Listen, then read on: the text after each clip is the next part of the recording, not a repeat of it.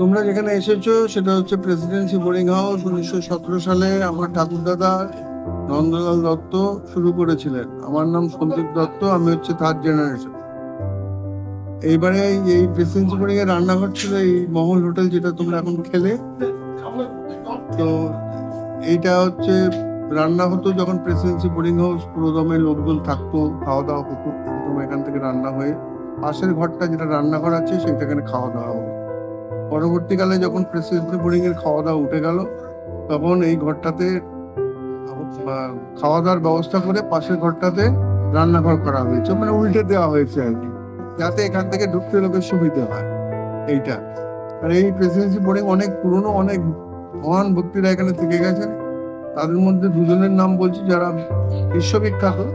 এক হচ্ছে শরদিন্দু বন্দ্যোপাধ্যায়, তিনি ব্যোমকেশের সমস্ত গল্প লিখেছিলেন, এছাড়াও ঐতিহাসিক গল্প লিখেছিলেন, এছাড়াও ছোটদের গল্প লিখেছিলেন, তার কথা বলা সবাই জানেন। আরেকজন হচ্ছে জীবনানন্দ দাশ, মানে কবিতার তিনি একদম মানে শ্রেষ্ঠ কবিতা লিখে গেছেন। রবীন্দ্রনাথের পরে যদি বলা হয় তাহলে জীবনানন্দ দাশকে ধরা হয় কবিতার দিক থেকে। এই জীবনানন্দ দাশ এখানে 6 বছর থেকে গেছেন, 1932 থেকে 1938। আর শরদিন্দু বন্দ্যোপাধ্যায় থেকে গেছেন 1919 থেকে 1921।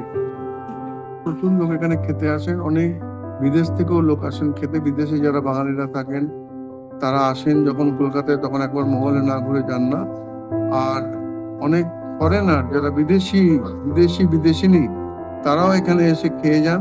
এখন ইউটিউবের যুগ, তারপর ফেসবুকের যুগ, তারা দেখেন যে যখন এসব খাওয়া দাওয়া দেখতে থাকেন তখন তারাও এসে খান।